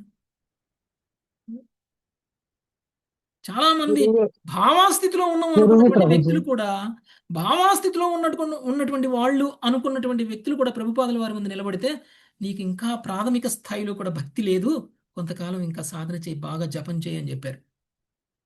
ప్రాథమిక స్థాయిలో కూడా నువ్వు భక్తుడుగా లేవు అని చెప్పారు. భావాస్థితిలో ఉన్నాడు అని అనుకున్నటువంటి వాళ్ళు. కొంతమంది వెళ్ళి చూడండి, కృష్ణ మందిరాల్లో కింద పడి డొలుతూ ఉంటారు. ఒంటి మీద కృష్ణుడు వచ్చాడని చెప్తుంటారు. ఇలాంటి వాళ్ళందరూ మరి కృష్ణ భక్తిలో అగ్రసరులైనటువంటి వాళ్ళ. అందుకనే మనకి ఫిలాసఫీ తెలియకుండా, కృష్ణతత్వం తెలియకుండా మనం కృష్ణుని అర్థం చేసుకోలేము. అదంతా మనకి కృష్ణతత్వాన్ని మనకి అర్థమయ్యేలా తెలియచేయగలిగినటువంటి వాడు గురువు. అలాంటి గురువుని మనం శ్రద్ధగా పూజించి, గురువుని పొందాలి అనేటువంటిది మొట్టమొదటి. గురువుని ఆశ్రయించాలి. గురువు యొక్క, అందరికీ గురువు దొరకడండి. ఒకప్పుడు గురువు కావాలి అని అంటే గురువు కోసం దేశాలు తిరిగి ఒక గురువుని పొందేవాళ్ళు. ఒకప్పుడు అంత ఈజీగా గురువులు దొరికేవాళ్ళు కాదు. ఎవరు పడితే వాళ్ళు వచ్చేసి నన్ను నీ శిష్యుడిగా అంగీకరించు అంటే అంగీకరించరు. అంత ఈజీగా దొరికితే ఆధ్యాత్మిక గురువు అవరు. ఏమండి, ఆధ్యాత్మిక గురువు దొరకడం అనేటువంటి చాలా ఈజీయా? పాప్కార్న్ కొనుక్కున్నంత ఈజీ అనుకుంటున్నారా? రూపాయి ఇచ్చి రూపాయి ప్యాకెట్ పాప్కార్న్ కొనుక్కున్నంత ఈజీయా గురువుని పొందడం? కాదు ప్రభుజీ. అంత ఈజీ కాదు. చాలా చాలా సాధన చేయాలి, చాలా ప్యూరిటీ రావాలి, మనలో కమిట్మెంట్ రావాలి. మనము గురువుని ఆశ్రయిస్తే గురువు పట్ల ఎలాంటి అపరాధము చెయ్యము, గురువు యొక్క దిశానిర్దేశం ప్రకారంగానే మనం నడుచుకోగలము అనేటువంటి నమ్మకం ఉన్నప్పుడు మాత్రమే మనకు గురువు వస్తారు. గురువు కావాలి అనేటువంటి బలమైన కోరిక మన హృదయంలో ఉన్నప్పుడు మాత్రమే గురువు వస్తారు మనకి. గురువు కావాలి అనేటువంటి కోరిక బలంగా లేనప్పుడు కూడా మనకి గురువు దొరకరు. అంత ఈజీ కాదు. నిరంతరం భక్తుల యొక్క సాంగత్యంలో ఉండి, నిరంతరం శ్రవణ కీర్తనాలు చేసి, గురువు పట్ల శ్రద్ధను పొంది, గురువుకి అంకిత భావంతో ఉన్నటువంటి వ్యక్తులకు మాత్రమే గురువు దొరుకుతారు, లేకపోతే దొరకరు. ఒకవేళ కొంతమంది నేను అవన్నీ ఏం చేయలేదండి, ఎవరో వైష్ణవుడు నన్ను లాక్కెళ్ళి కూర్చోబెట్టి క్యూలో నిలబెట్టి నాకు కూడా దీక్ష ఇప్పించారు అని అంటే, అంత మాత్రాన మనకి ప్యూరిటీ వచ్చేస్తుందా? అంత మాత్రాన గురువు మనకి అన్ని రకాల పురోగతి ఇచ్చేస్తారా అంటే ఎవరు? ఆయన కథలు వినాలి, ఆయన చెప్పే కథ వినాలి, ఆయన చెప్పినటువంటి విధంగా ఆచరించాలి. భవిష్యత్తులో అయినా మనం గురువు యొక్క అడుగుజాడల్లో నడవాలి. అప్పుడు మాత్రమే మనకి గురువు మీద శ్రద్ధ ఉన్నట్లు. కానీ గురువు మీద శ్రద్ధ లేకుండా గురువుని పొందినంత మాత్రాన గురువు ద్వారా మనం పొందాల్సినటువంటి ఆధ్యాత్మిక లాభం అనేటువంటిది మనకి రాదు. అనుచిత కార్యముల పట్ల సిగ్గు. ఓకే, తప్పు చేయాలి అని అంటే మనసు ఒప్పుకోకుండా ఉండాలి. తప్పు చాలా ఈజీగా చేయగలిగినటువంటి వ్యక్తి చాలా మంది చేస్తారు. ఇది తప్ప ఒప్ప అనేటువంటి ఆలోచన కూడా చేయరు. కొంతమందికి ఇది తప్పు అని తెలిసినా కానీ చాలా ఈజీగా చేసేస్తారు తప్పులు. కానీ కొంతమంది చెయ్యొచ్చా చేయకూడదా, మాట్లాడచ్చా మాట్లాడకూడదా, ఇలా అనొచ్చా అనకూడదా, 100కి 100 సార్లు ఆలోచించి మాట మాట్లాడటం, 1కి 100 సార్లు ఆలోచించి పని చేయడం, ఇవన్నీ కూడా సత్వగుణ స్థితిలో ఉన్నటువంటి వ్యక్తి మాత్రమే చేస్తాడు. అలా ఒక తప్పును కూడా చాలా అవలీలగా, చాలా ఎఫర్ట్లెస్గా, శ్రమ లేకుండా ఒక తప్పును కూడా చేయగలిగినటువంటి వ్యక్తి సత్వగుణ స్థితిలో ఉన్నట్లు కాదు. తర్వాత దానము. దానంలో కూడా అనేక రకాలు ఉన్నాయి. రజోగుణ తమోగుణయుతమైనటువంటి దానం గురించి మాట్లాడలేదు, సత్వగుణయుతమైనటువంటి దానం గురించి మాట్లాడతారు. యాక్చువల్గా దానము అనేటువంటిది మనకి ఏం చేస్తుందంటే పేరు ప్రతిష్టలను తీసుకొస్తుంది, కీర్తిని తీసుకొస్తుంది. ఎంత ఎక్కువగా దానం చేసినటువంటి వ్యక్తిని అంత ఎక్కువగా పొగుడుతారు, పొగడ్తలు కూడా వస్తాయి. అందుకని మనం దానం చేసిన ప్రతి దాని మీద మన పేరు రాయించుకుంటాం. సత్రాల మీద పేర్లు, శిలాఫలకాల మీద పేర్లు, గుళ్ళల్లో కూడా లిస్ట్ వస్తుంది పేరు, రాతి ఫలకాల మీద పేర్లు. ఎందుకు రాయించుకుంటాం? ఆ పేర్లు రాస్తేనే కదా మనల్ని జనాలు చదివి ఈయన ఇంత దానం చేశాడా, ఈయన అంత దానం చేశాడా అని అనుకునేది.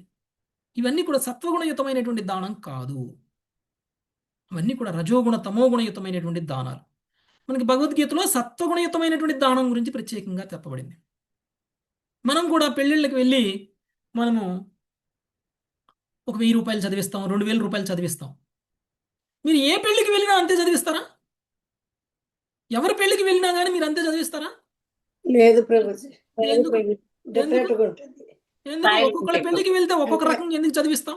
వాళ్ళకి మనకు ఉన్న రిలేషన్, వాళ్ళతో మనకున్న అనుబంధాన్ని బట్టి అనుబంధాన్ని బట్టి కాదు.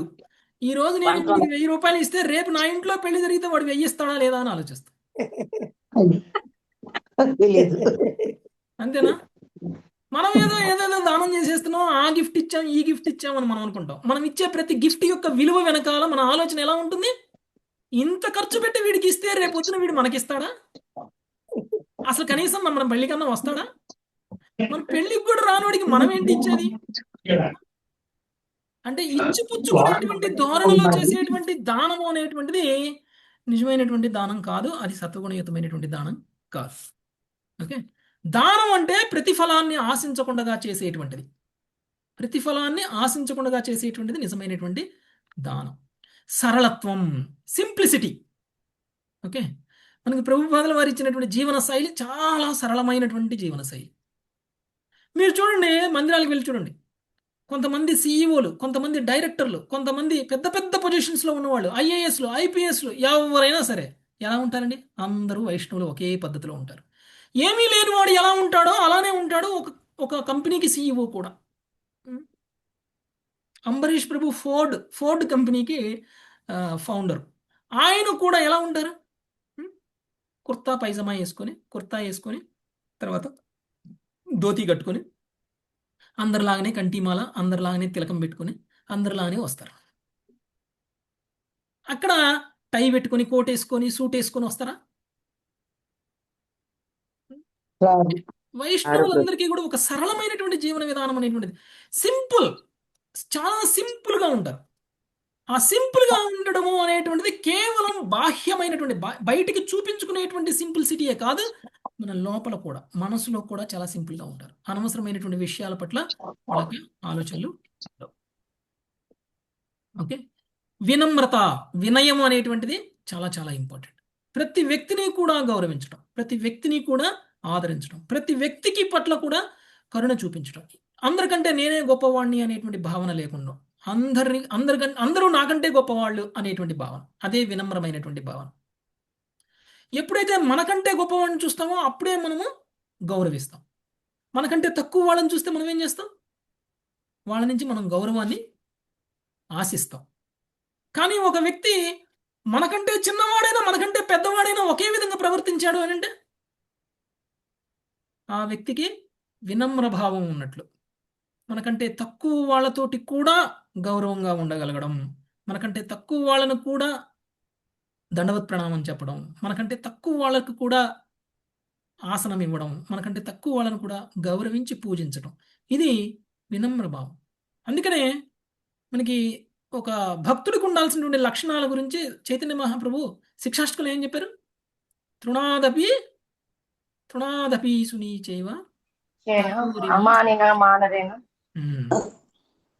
అంటే ఒక గడ్డి పూచ కంటే తక్కువ అని నన్ను నేను ఎప్పుడైతే భావించుకోగలుగుతానో అప్పుడు నిజమైనటువంటి భక్తిలో పురోగమించగలుగుతాను.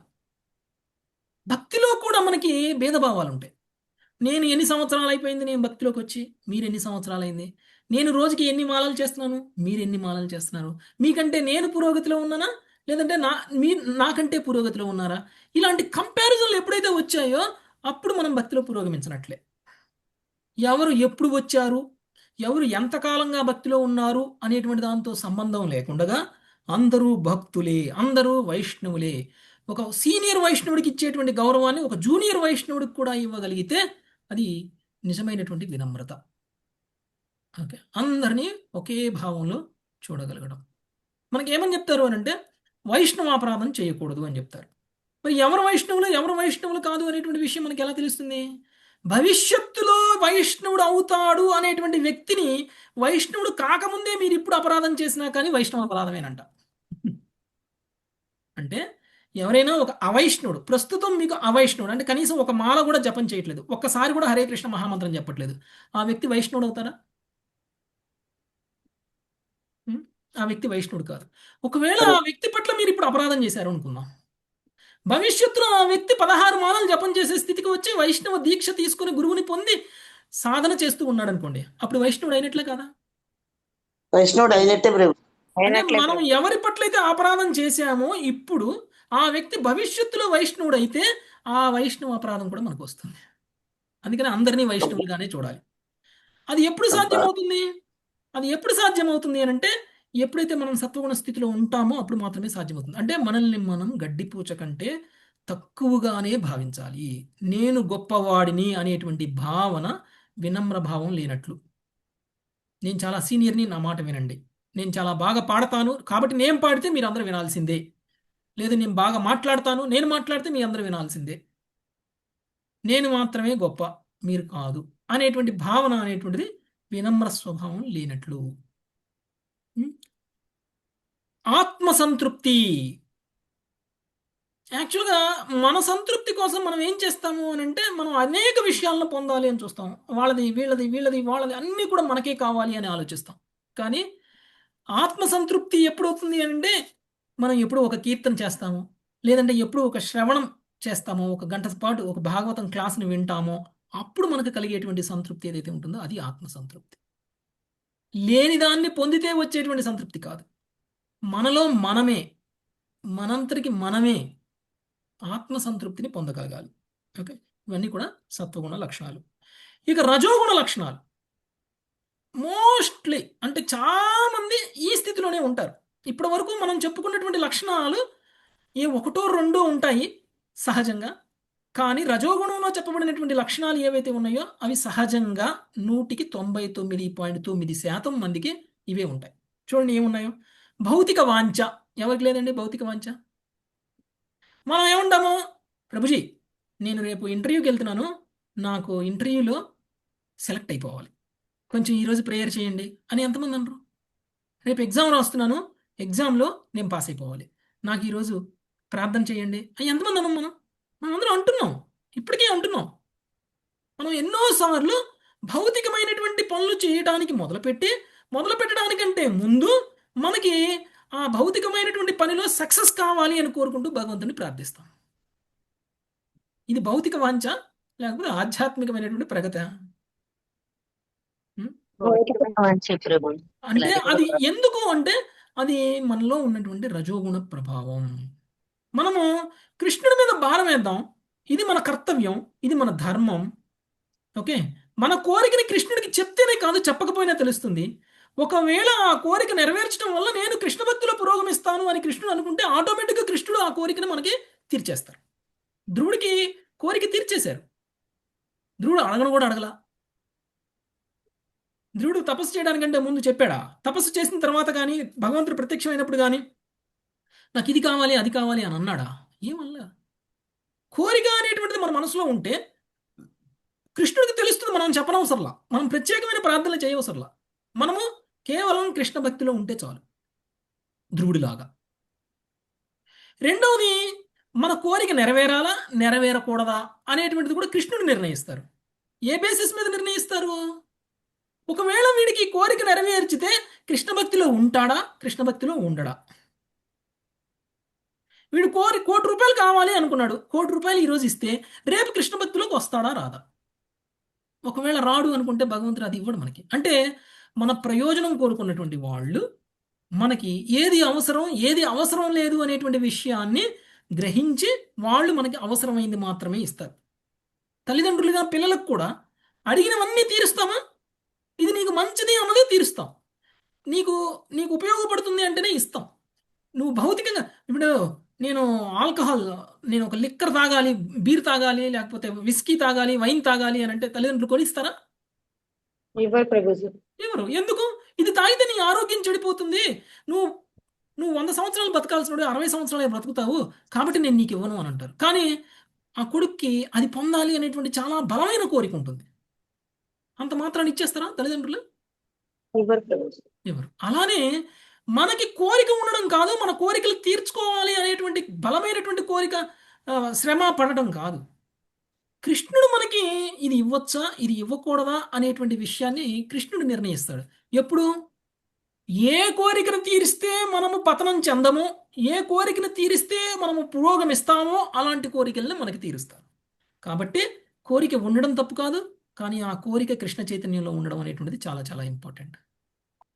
ఆ కోరిక తీరితే మనం ఏం చేస్తాము అనేటువంటిది చాలా ఇంపార్టెంట్. ఆ కోరికని కృష్ణుడు తీర్చాలి అంటే మన చైతన్యం ఎలా ఉండాలి అనేటువంటిది ఇంపార్టెంట్. ఆ చైతన్యాన్ని ప్యూరిఫై చేయకుండా మనం భౌతికమైనటువంటి కోరికలు వందల వందలు కోరుకున్నా కానీ మనకు వచ్చేటువంటి లాభం లేదు, కృష్ణుడు తీరుస్తారు అనేటువంటి గ్యారంటీ కూడా లేదు. ఎంతమంది వైష్ణవులు ప్రార్థించినా కానీ ఆ వైష్ణవుల ప్రార్థన ఏమవుతుంది అని అంటే మీ మనసు యొక్క కల్మషాలు పోయేలా చేస్తాయి. అంతే తప్ప కోరిక గ్యారంటీగా తీరాలి అని కాదు. వైష్ణవుల ప్రార్థన చాలా మంచిది, వైష్ణవులు ప్రార్థన చేస్తారు. చేయడం వల్ల ఏమవుతుంది, ఈ కోరిక తీర్చుకోవడం కోసం ఈ రోజు మనం వస్తాం, రేపొద్దున ఇంకెందుకులే ఈ కోరికలు అడగడం అనేటువంటి స్థాయికి మనం వెళ్తాం. అందుకోసం వైష్ణవుల యొక్క ప్రార్థనలు ఉపయోగపడతాయి. భౌతిక వాంఛ, తీవ్ర ప్రయత్నము. మనం అందరం కూడా రాత్రింబవళ్ళు కష్టపడతాం, డే అండ్ నైట్. ఎంత కష్టపడతామండి? Day and night. Overtime డ్యూటీలు చేసేవాళ్ళు ఎంతమంది లేరండి? భార్యాభర్తలు ఇద్దరు 2 షిఫ్ట్లలో పనిచేస్తూ పిల్లల్ని ఎవరి దగ్గర ఉంచుతారు? ఆయాల దగ్గర ఉంచుతారు, లేదంటే ప్లే స్కూల్లో పడేస్తారు. సో ఈ విధంగా అనేక రకాలైనటువంటి ప్రయత్నాలన్నీ చేస్తూ సమయం మొత్తం కూడా భౌతికంగా పురోగమించడం కోసం మాత్రమే ఉపయోగించి మన పిల్లల్ని, మన తోటి వాళ్ళని, మన కుటుంబ సభ్యులను కూడా ప్రేమను పంచేంత సమయం కూడా మనం ఇవ్వకుండా చేసేటువంటి పని,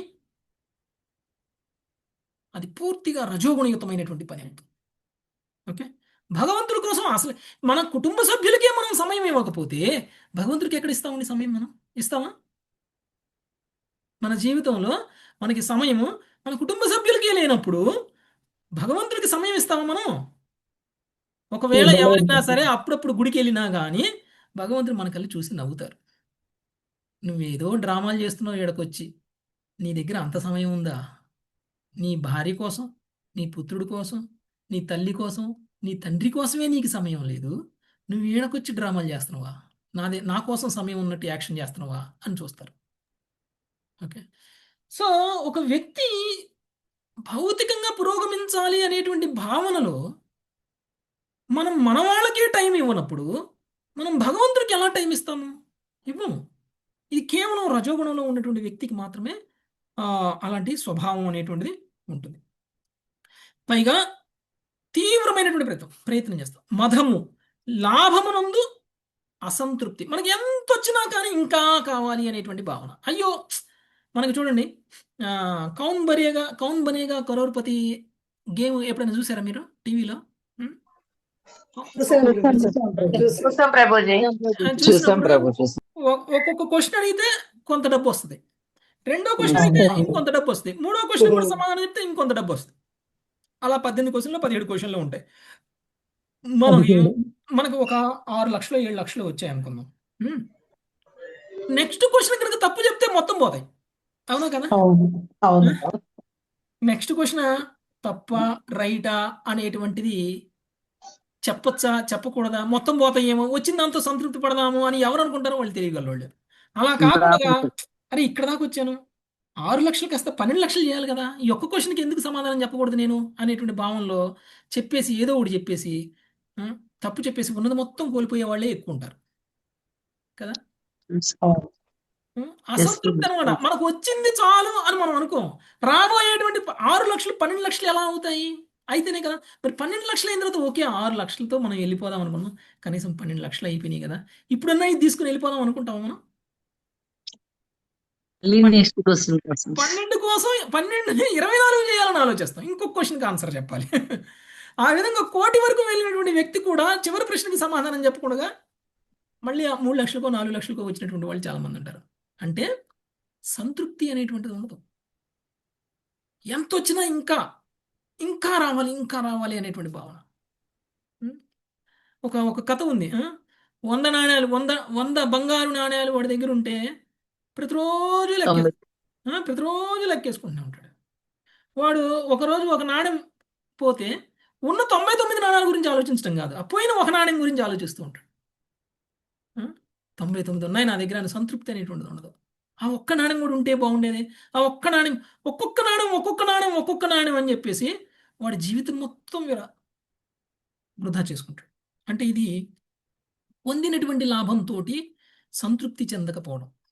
మిథ్యాగర్వం, భౌతిక పురోగతికై ప్రార్థించుట. ఇందాక మనం చెప్పుకున్నాం. మిథ్యాగర్వం అంటే నేనే ప్రభువు, నేనే యజమాని అనేటువంటి భావన. తనను భిన్నముగును ఇతరుల కన్నా శ్రేష్టముగును భావించుట. నేను అందరిలా కాదు, నేను అందరికంటే గొప్పవాణ్ణి అనేటువంటి భావన. ఇదంతా కూడా రజోగుణ ప్రభావంలో ఉన్నటువంటి వాళ్ళకి ఉంటుంది. ఇంద్రియ భోగము, యుద్ధోత్సాహము, పొగడ్తలు వినుటలో ప్రియత్వము. పొగిడితే గనక హాయిగా ఉంటుంది కొంతమందికి.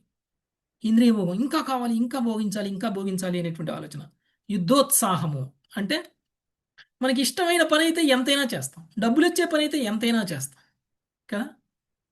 ఎవరైనా సరే ఈ పని చేయండి అంటే నాకేం లాభం ఉంది అని ఆలోచిస్తాం, నాకేమి ఇస్తావు నువ్వు అని అడుగుతాం కదా. ఒకవేళ మనం మనకి ఏమీ రాదు అని అంటే ఆ పని మనం చేస్తామా? చెయ్యం. అంటే ఇంకా ఇంకా ఇంకా ఇంకా శ్రమ పడడము అనేటువంటిది ఎప్పుడు చేస్తాము అని అంటే ఆ శ్రమ వల్ల మనకి ఇంకా ఇంకా భౌతికమైనటువంటి లాభం వస్తే చేస్తాం. యుద్ధోత్సాహం అంటే అదే.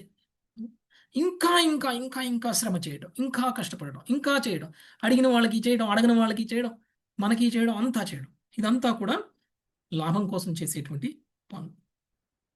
పొగడ్తలు వినడంలో ప్రియత్వము. ఉం? పొగడ్తలు ఎవరో చెయ్యకపోతే మనమే డబ్బా కొట్టుకుంటాం.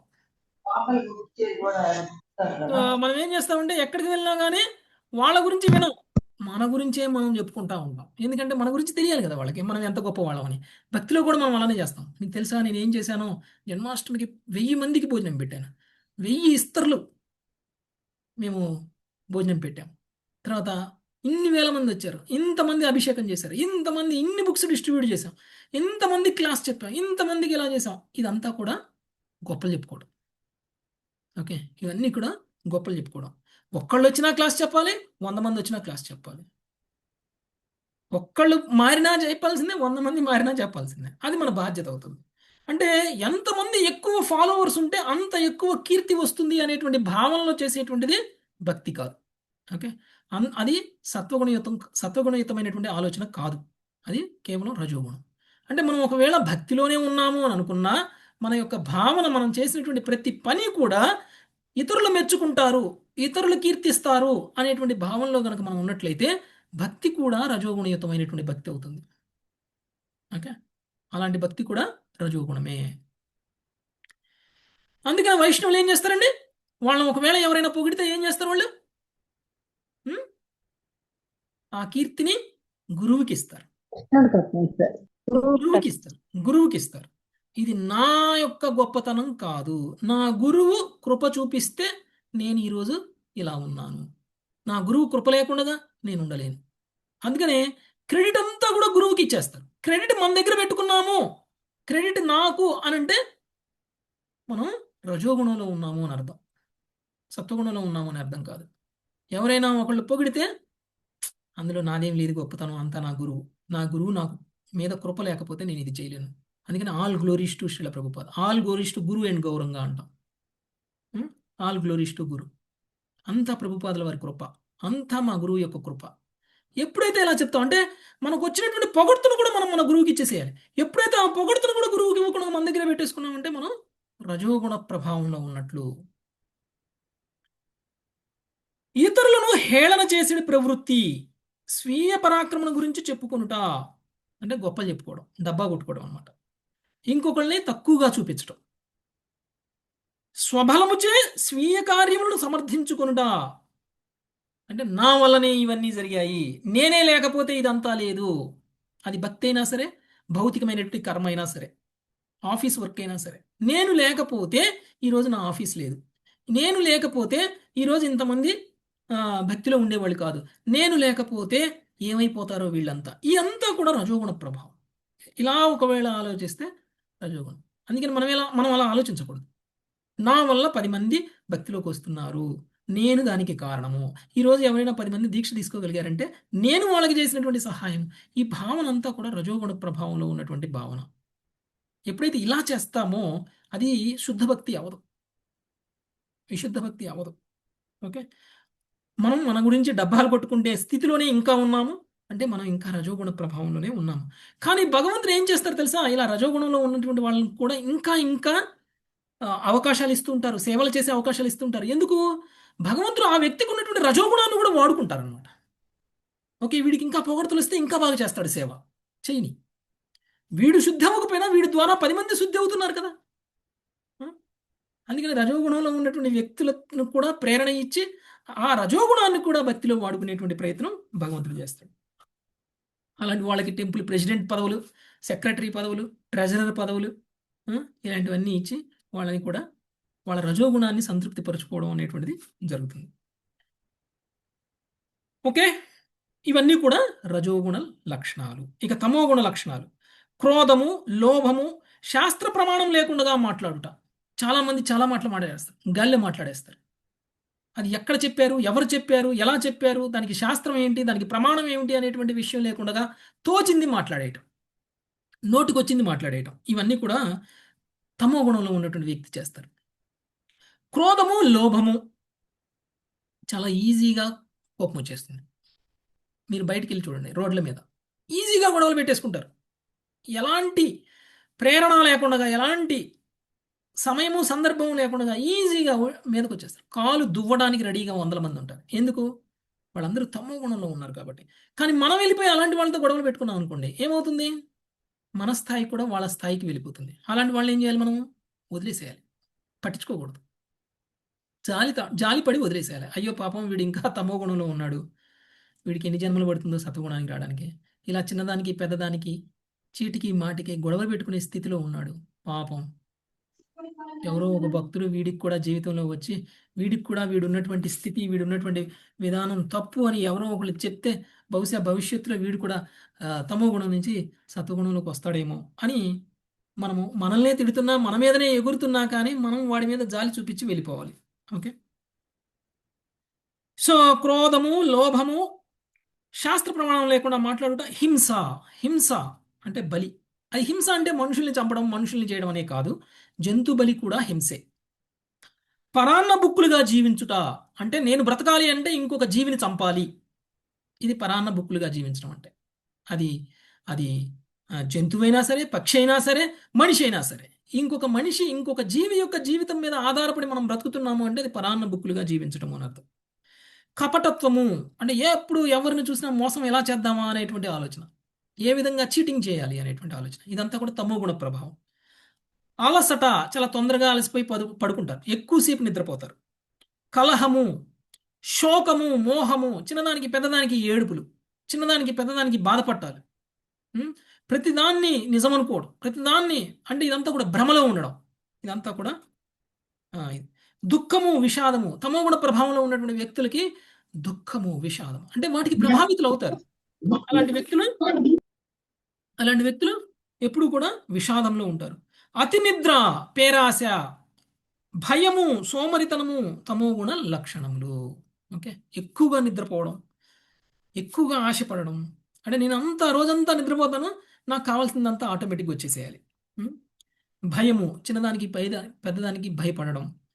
సో ఇవన్నీ కూడా ఒక్కొక్క గుణంలో ఉన్నటువంటి వ్యక్తికి ఉన్నటువంటి ఒక్కొక్క లక్షణాలు. ఈ లక్షణాల నుంచి మనం బయటపడాలి అంటే మనం ఒకవేళ ఒక రకంగా ప్రవర్తిస్తున్నాము ఇందులో చెప్పిన విధంగా అని అంటే మన మీద ఏ గుణ ప్రభావం ఉంది అనేటువంటి విషయం మనకు అర్థం కావాలి. దాని ద్వారా మన గుణ ప్రభావం నుంచి మనం బయటపడేటువంటి ప్రయత్నం చేయాలి. ఇవన్నీ కూడా సత్వగుణ, రజోగుణ, తమో గుణంలో ఉన్నటువంటి వ్యక్తుల యొక్క లక్షణాలు. ఇక మిశ్రిత గుణాలలో ఉన్నటువంటి వ్యక్తుల యొక్క లక్షణాల గురించి కూడా మనకి రాబోయే శ్లోకాల్లో చెప్పబోతున్నారు. అది మనము రేపు చూద్దాం. Thank you very much. Hare Krishna. వాంఛాకల్పతరుభ్యశ్చ